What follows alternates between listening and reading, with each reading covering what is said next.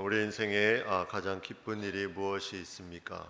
여러분 인형 뽑기 다 아실 겁니다. 예전에 많이 했었고 지금도 고속도로 휴게소나 마트나 또 여러 휴양지나 이런 데 가면 인형 뽑기 기계가 있는데 그 인형이 출구 앞에 나오는 그 출구 앞에 약간 걸쳐서 간달간달 하고 있으면 이 돈을 넣고 싶은 마음이 막 생깁니다. 그리고 약간 힘이 센 남성분들은 인형 뽑기 기계를 흔들고 싶은 그 자체를, 그래서 뽑아내고 싶은 마음이 들죠. 그래서 결국은 동전을 넣고 또 지폐를 넣고 돌리게 됩니다. 그러면 그 인형이 나오고 그 기쁨에 엄청난 쾌감을 느끼는 부분들이 있죠. 우리가 인형 뽑기 하는 날, 그 인형 뽑기 하는 그것을 또 다른 날에 또 가게 되면 또 똑같은 인형이 거기에 걸쳐 있는 부분들을 또 보게 됩니다. 그러면 계속해서 그 마음들이 계속 생기는 부분, 이게 인형 뽑기가 주는 그런 기쁨, 그런 부분들이 계속해서 반복되는, 어떻게 보면 우리의 기쁨이 이러한 부분들로도 채워질 수 있는 것인가 하는 생각이 들 정도로 그런 부분들을 우리가 생각해 보게 됩니다. 과연 우리에게 주는 이 기본적인 이 기쁨의 어떤 근원과 기쁨의 어떤 부분은 어떻게 나와야 되는 것인가? 오늘 시인은 이 기쁨에 대한 부분을 명확하게 표현하고 있습니다. 이 시인은 그냥 일반적인 삶을 살았던 사람이 아니라 다윗이 그 어려움 가운데 자신의 어려움 속에서 주시는 하나님이 주시는 마음들을 고백하며 나아가는 시가 바로 오늘 이 시편 4편입니다. 이 시는 저녁 시라고도 이제 불릴 정도로 저녁에 대한 부분들이 이 내용에 많이 담겨 있습니다.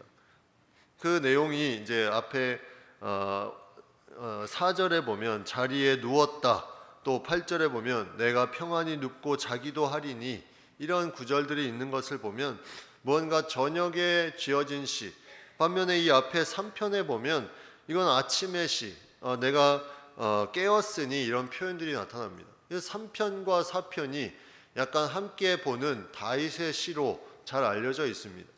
3편이 압살롬의 반역, 그의 아들 압살롬의 반역에 의해서 지어진 시인데 4편은 그 역사적인 배경이 어느 배경인지는 정확히 나와 있지 않지만 비슷한 어떤 맥락으로 또 비슷한 어떤 고난 가운데 있는 것을 보면 약간 그 이어지는 내용으로 다윗이 쓴 시가 아닐까 하는 생각으로 추정이 되는 시입니다. 다윗은 오늘 이 시를 이제 통해서 자신의 마음을 고백하며 나아갑니다. 이 시의 제목을 보면 다윗의 시 인도자를 따라 현악에 맞춘 노래, 이렇게 되어 있습니다. 인도자를 따라 현악에 맞춘 노래. 인도자라고 하면 이 시대에 찬양을 인도하는 사람을 말합니다. 찬양을 인도하는 사람, 지금으로 말하면 지휘자나 찬양 인도자, 그 정도의 어떤 사람을 말하고, 또 이 인도자를 따라 현악에 맞춘 노래, 현악이라는 것은 악기를 말합니다. 보통 이제 현을 가지고 사용하는 악기, 현악기라고 하는 그런 악기를 통해서 연주하는 그 악기에 맞춰서 이제 한 노래다. 우리가 성경에 많은 악기들이 나옵니다. 뭐 관악기도 나오고 타악기도 나오고 현악기도 나오는데 이스라엘 백성들은 이 악기를 상당히 중요하게 생각했습니다. 그래서 그 오래전 역사부터 이제 나팔을 불고 또 수금을 불고 수금을 타고 이런 부분들이 계속해서 이루어지는, 왜 이 악기를 좋아했을까? 사실 우리가 지금도 악기를 많이 사용하고 찬양을 하고 있죠. 뭐 피아노, 오르간 예배 시간에도 사용하지만 이제 우리가 찬양을 할 때 이제 키보드도 쓰고 드럼도 쓰고 기타도 쓰고 많은 악기들을 쓰고, 또 우리가 2부 예배 때는 합주단을 통해서 많은 다른 다양한 악기들을 사용합니다. 이 악기들을 사용하는 것이 그냥 사용하는 의미가 아닙니다. 이 악기들은 이 구약 시대부터 이스라엘 백성들이 계속해서 이 악기를 통해서 하나님을 내가 스스로 찬양하는 것에 이것이 가득 채워지지 않는 것을 악기로 더욱더 많이 표현하고자 하는 그 마음에서 이 악기를 사용하는 그 부분들이 이스라엘 백성들에게 많이 있고, 또 이것이 오늘날까지 계속 이어져서 악기들이 계속해서 그러한 부분으로 사용되고 있습니다. 우리가 예배 시간에 저희가 저 악기가 저기 왜 필요한가 이런 생각을 갖는 것이 아니라 저 악기를 통해서 하나님께 영광 돌리는데 가장 합당하게 그 마음과 그 중심이 들여지면 그 악기의 소리가 아름다운 하나님을 찬양하는 귀한 소리로 나타나는 거죠. 그래서 우리는 이 악기로 하나님을 찬양하고 내 안의 기쁨을 표현하는 것이 중요합니다. 고대 교부 그레고리는 이러한 말을 했습니다. 우리는 모든 악기를 동원해서 하나님을 찬양하고 내 자신이 주께서 다루는 악기가 되어야 된다. 모든 악기를 동원해서 하나님을 찬양하고 내 자신이 주께서 다루는 악기가 되어야 된다. 주께서 다루는 악기가 어떤 악기일까? 주의 뜻 가운데 나아가며 주님 기뻐하시는 것에 내가 순종하며 또 하나님을 찬양하며 하나님 안에서 기뻐하는 그러한 귀한 악기로 내 자신을 드릴 때 그것이 아름다운 악기의 모습으로 나타나게 된다는 것입니다. 다윗은 그러한 삶을 살았습니다. 다윗이 언약궤가 다윗성으로 들어올 때 그가 모든 것에 그 찬양에 집중하며 그의 기쁨을 표현하며 나아갔을 때 그는 뛰놀며 춤추며 그가 모든 것에 하나님 앞에 감사함을 고백하며 나아갔습니다. 그리고 다윗은 많은 찬양의 사람들을 세우며 그들을 통해서 함께 하나님을 올려드리고 본인도 악기를 연주하며 그렇게 찬양했던 인물이 바로 이 다윗이었습니다. 이 다윗이 이러한 하나님을 찬양하는 가운데 살아갔던 이 다윗이 어려움에 처하게 됩니다. 이 어려움은 감당할 수 없는 어려움입니다. 너무나 힘든 어려움. 이 앞에 시편 3편과 연결되었다고 아까 이제 말씀을 드렸는데 그 아들이 반역하는 그 어려움, 그리고 많은 주변 사람들이 비방하고 힘들게 하는 그 어려움, 그런 어려움 가운데 다윗이 꼭 중요하게 했던 한 가지가 있었는데 그것은 사람이나 환경에 대해서 무언가를 해결하려고 하지 않았다는 것입니다. 다윗은 항상 그 중심에 하나님을 향한 마음으로 먼저 그의 모든 시를 보면 하나님을 향해서 나아가는 그 부분이 가장 중요한 부분임을 그가 고백하며 시를 써내려간 것을 볼 수 있습니다. 오늘 본문의 1절에도 이렇게 고백합니다. 내 의의 하나님이여 내가 부를 때 응답하소서. 곤란 중에 나를 너그럽게 하셨사오니 내게 은혜를 베푸사 나의 기도를 들으소서. 곤란 중에 나를 너그럽게 하셨다. 이것은 완료된 사건입니다. 너그럽게 하다, 이 완료형을 사용하고 있습니다. 곤란 중에 하나님께서 나를 너그럽게 하셨습니다. 완료시켰습니다. 그 믿음으로 다시 내게 은혜를 베푸사 나의 기도를 들어달라고 간구하는 겁니다. 하나님의 은혜가 완료된 것을 통해서 기도하며 나아가는 이 다윗의 기도. 내가 현재 당하는 어려움이 있지만, 내가 어렸던 힘든 부분들이 있지만 그것을 통해서 하나님께서 분명하게 너그럽게 하셨다는 그 완료된 사건을 통해서 내가 다시 기도할 수 있는 것, 이것이 너무나 귀하고 아름다운 고백임을 우리가 보게 됩니다. 곤란 중에 너그럽게 하였다. 너그럽다, 이 말은 우리가 많이 사용하는데 저 사람 참 너그럽다, 이 말에는 그 사람의 마음이 넓다 이런 뜻을 가지고 있습니다. 이 너그럽다에 그런 뜻이 있습니다. 넓게 하다. 내가 어떤 어려운 상황에 어떤 핍박 가운데 대적들 가운데 나의 입지가 좁아져 있지만 하나님은 나의 모든 곤란 중에 나를 너그럽게 하셨다. 나의 모든 생각을 넓혀주시고 내가 그 좁아진 입지를 넓게 하셔서 그 모든 것을 이겨내게 하시는 그런 놀라운 하나님을 고백하며 나아갑니다. 이 너그럽다는 말은 그래서 상당히 중요한 말이에요. 곤란 중에 너그럽다, 너그럽게 하셨다. 나의 모든 상황 속에서 하나님이 이 부분을 넓혀주셨다. 나는 이 부분만 보고 어떻게 이것을 이겨낼 수 있을까? 내가 어떻게 이 문제를 해결할 수 있을까? 하지만 하나님이 나의 생각을 넓혀주십니다. 나의 환경을 넓혀주십니다. 그래서 그 좁은 길에 머물지 않고 넓혀주셔서 다른 길로 갈 수 있도록 하나님께서 만들어 주신다는 거죠. 마치 우리가 운전할 때 내가 분명히 이 길로 갈 수 있는데 앞차가 계속 막고 있는데 그 길에 앞차가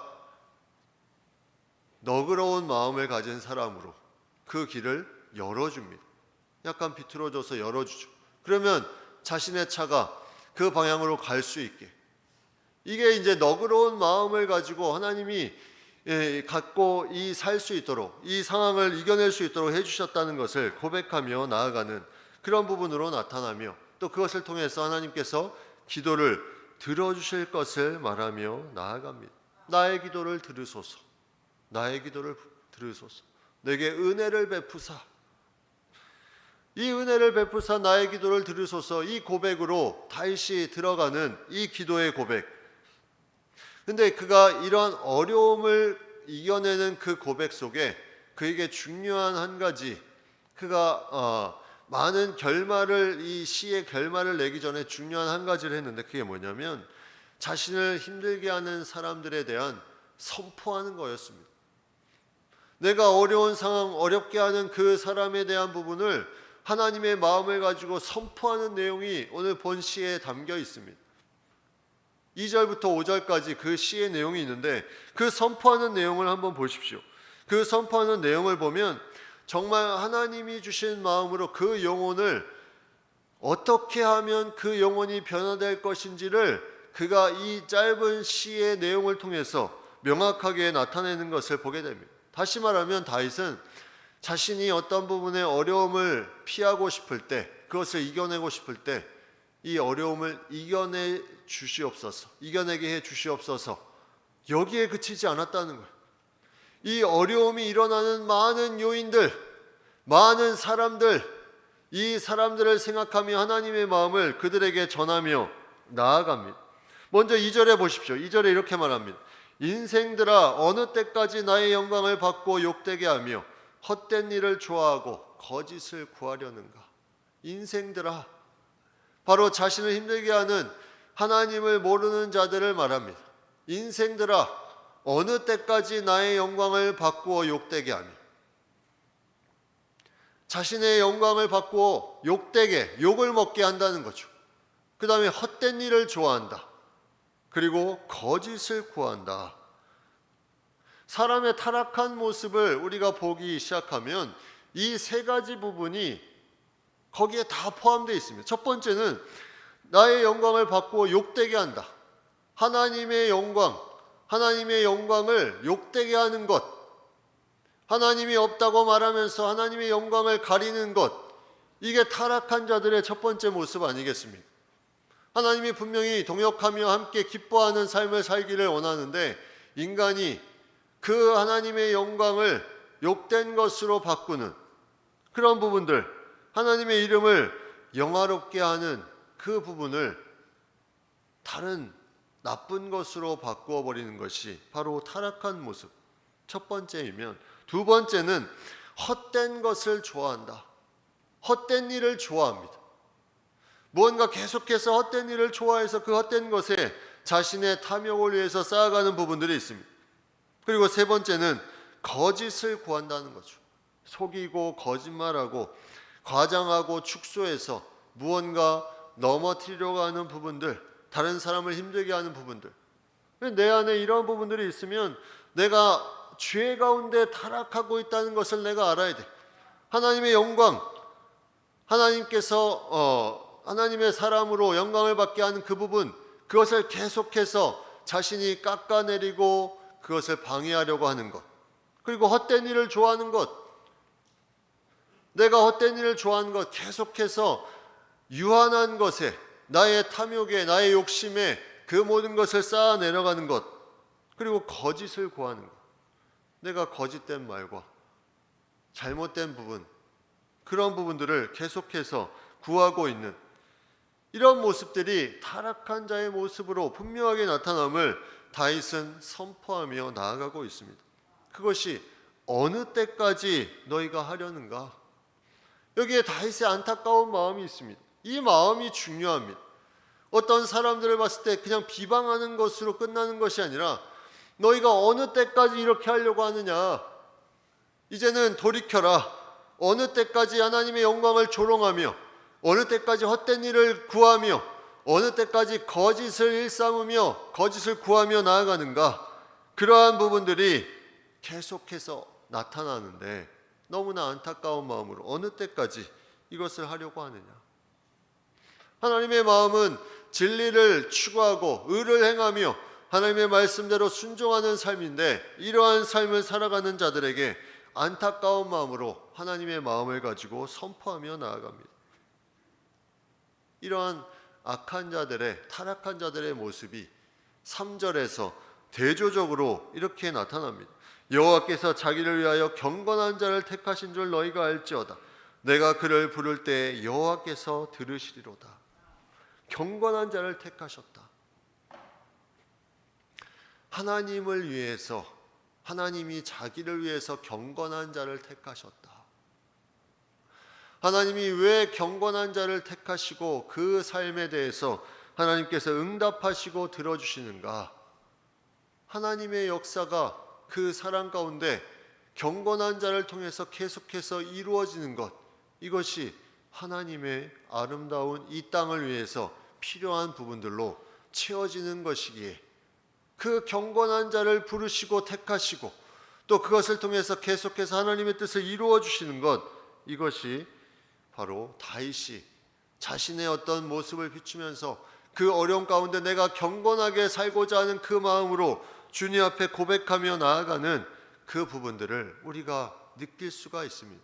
우리가 경건한 자로 살아가는 것, 이것이 하나님께서 그 사람을 통해서 무언가를 이루어 주시고 그 사람을 통해서 응답해 주시는 것. 우리가 자녀들을 또 어떤 사람들을 대할 때 이러한 불평과 원망과 계속해서 그 뜻과는 반대되는 부분들이 있으면 계속 무언가 부름이 있어도 그거를 외면하고 싶은 마음들이 있습니다. 왜냐하면 계속 똑같은 불평과 원망과 그런 부분들로 불신앙적인 부분들이 계속 있기 때문에 인간에 대한 모습으로도 그런데 하나님께서 이 땅을 다스리는 것에 중요한 부분에 하나님께서 함께 나아가는 그 부분에 창세기에서 보여주셨던 그 놀라운 아름다운 세계를 동역하며 나아가는 것에 경건한 자를 통해서 이루어 가신 것, 이것이 하나님을 위해서 자기를 위해서 했다는 것이, 이것이 어떻게 우리가 그것을 쉽게 생각할 수 있습니까? 그것은 하나님의 뜻이 이 땅에서 이루어지는 것이기 때문에 하나님이 자기를 위해서 경건한 자를 부르시고 택하시고 거기에 응답하신다. 이것이 이기적인 부분들이 아니라 하나님의 놀라운 구원의 역사 가운데 나타나는 것을 우리가 생각해 볼 수 있다는 것입니다. 그러한 경건한 자의 부를 때 하나님께서 들으신다. 다윗은 이러한 대조적인 모습으로 너희가 이러한 악한 모습을 가지고 있지만 하나님을 부르는 자, 그 경건한 자, 그들을 하나님께서 응답하시고 들으신다는 것을 분명히 얘기하면서 너희에게, 그 악한 자들에게 이렇게 말하고 있습니다. 떨며 범죄하지 말지어다. 자리에 누워 심중에 말하고 잠잠할지어다. 너희 더 이상 범죄하지 마.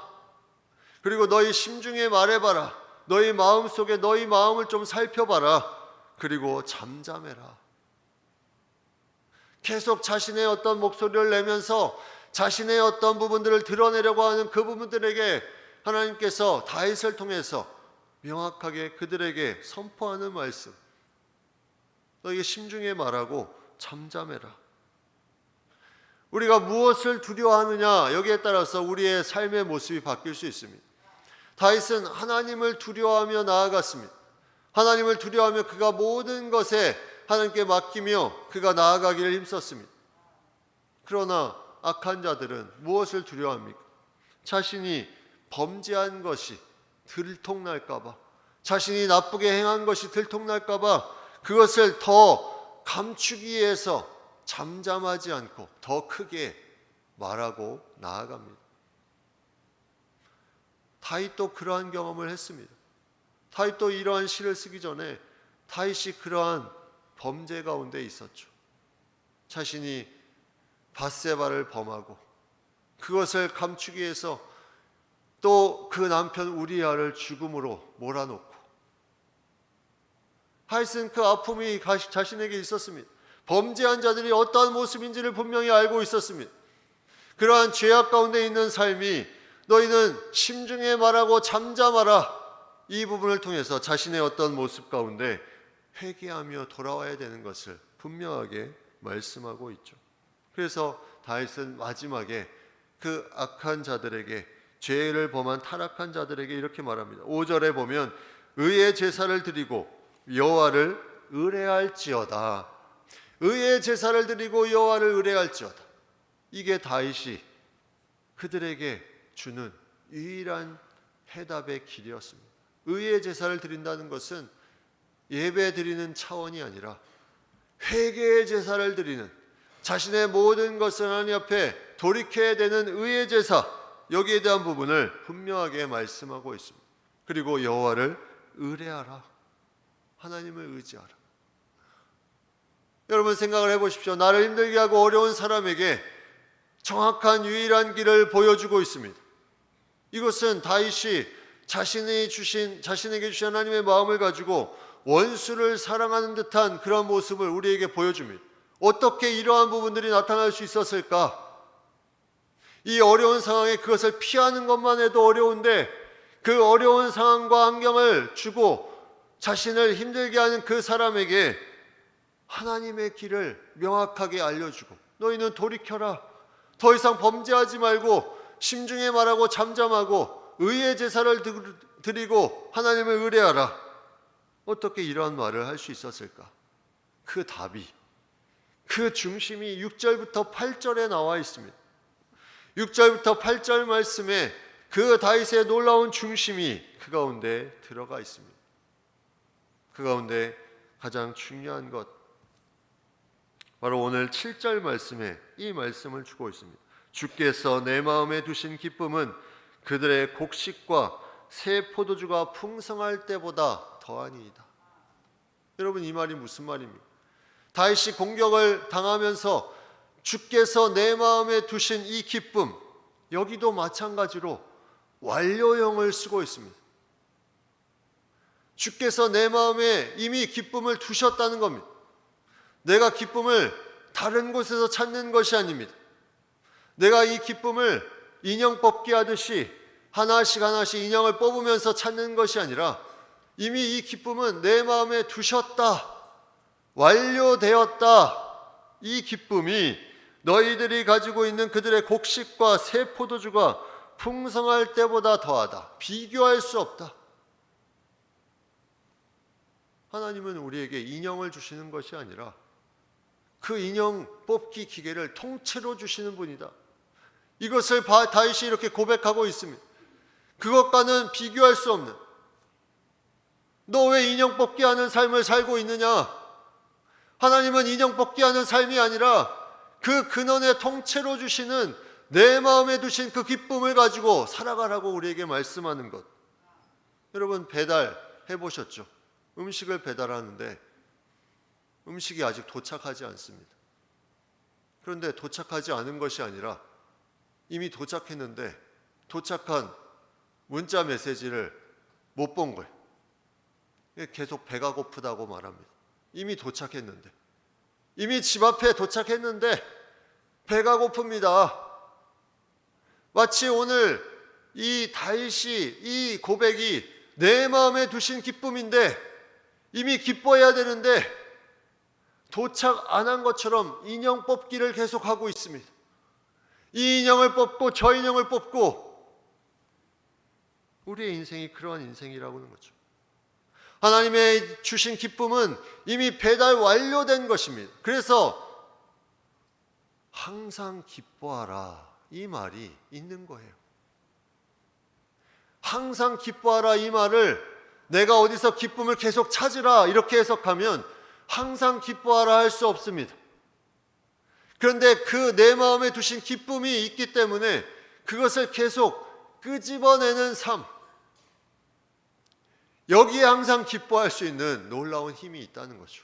이것이 있으니까 아무리 나를 공격하고 악한 자들이 있어도 그 내 마음에 두신 그 기쁨으로 인해서 그 사람들에게 하나님의 마음을 전할 수가 있습니다. 여러분, 이 기쁨이 우리 2024년에 항상 내 마음에 두신 이 기쁨이 가득 넘쳐나는 고백으로 항상 기쁨으로 채워지는 귀한 한 해가 되기를 간절히 축복합니다. 여러분, 이 기뻐하는 것, 내가 기뻐해도 이것은 닳지 않습니다. 왜냐하면 내 마음에 무궁무진한 기쁨이 있기 때문에. 인형은 뽑으면 어느새 인형 뽑기 기계는 빈털터리가 되지만 우리 안에 있는 이 기쁨은 계속해서 솟아납니다. 계속해서 어떠한 하나님이 주시는 상황 속에서도 기뻐할 수 있는 것. 그래서 다윗이나 바울이나 믿음의 사람들 보면 그들이 감옥에 핍박 가운데 갇혀 있을지라도, 계속 도망을 다닐지라도 그 안에 기쁨의 고백을 하는 것, 이미 내 마음에 두신 기쁨이라는 거죠. 우리는 그 기쁨을 다른 곳에서 찾으려고 합니다. 인형 뽑기 하듯이 저희 가서 이 기쁨을 찾아볼까? 마치 흔들흔들거리는 그 인형의 유혹 가운데 이것을 뽑으면 내가 기뻐할 수 있는 것처럼 착각을 하며 살아갑니다. 하나님이 주신 이 기쁨이, 하나님과 함께하는 이 기쁨이 놀라운 기쁨으로 우리 안에 이미 두셨음에도 불구하고 이것을 우리가 누리지 못한다면, 그리고 다른 곳에서 찾기 시작한다면 그것만큼 안타까운 일이 어디에 있겠습니까? 이 시인은 이 기쁨을 가지고 고백합니다. 이 기쁨을 가지고 선포하며 그 자신을 힘들게 하는 자들에게 이 기쁨을 가지고 너희도 함께 누려봐, 너희도 함께 해봐. 그것은 너희가 모든 범죄한 것을 다 내려놓고 심중에 자신을 돌아보고 회개하며 하나님을 의지하는 것이다. 이것을 말해주고 있습니다. 그래서 그는 마지막에 8절 말씀에 이렇게 고백합니다. 내가 평안히 눕고 자기도 하리니 나를 안전히 살게 하시는 이는 오직 여호와이시니이다. 평안히 눕고 자기도 하리니, 이 저녁의 시, 저녁 기도라고 하는 부분이 여기에 나타납니다. 잠을 잘 못 이루는 것 가장 중요한 이유가 뭘까요? 내 안에 기쁨이 없어요. 평안함이 없습니다. 더 핵심적인 것은 하나님 안에 있지 않다는 것. 계속 불안하고 염려합니다. 그 인형을 뽑지 못해서 계속 불안하고 염려합니다. 잠을 이룰 수가 없어요. 그러나 우리의 모든 그 기쁨의 근원이 주님으로부터 나오는 것임을 알면 평안히 눕고 자기도 하리니 나를 안전히 살게 하시는 이는 오직 여호와이시니이다. 우리 안에 참된 기쁨의 근원, 이 놀라운 이미 내 마음에 두셨다는 것, 이 기쁨이 있으면 우리가 오늘 이 시편 기자처럼, 다윗의 고백처럼 우리가 그 어려운 상황 가운데서도 하나님의 마음으로 이 기쁨으로 나아갈 수 있습니다. 우리가 이러한 기쁨으로 하나님과 함께하며 내 안에 두신 기쁨을 가지고 우리가 2024년 이제 한 달의 중간을 넘어서 이제 2월로 향하고 있는 이 1월의 끝부분에 이제 계속해서 이루어질 그 모든 상황 가운데 자신 안에 두신, 내 안에 두신 하나님의 기쁨, 이것을 계속 끄집어내며 사는 삶, 다른 곳에서 찾는 것이 아니라 하나님과 함께하며 이 놀라운 기쁨을 계속해서 끄집어내며 사는 삶, 이 삶을 살아가는 우리 모든 성도님들 다 될 수 있기를 간절히 바랍니다.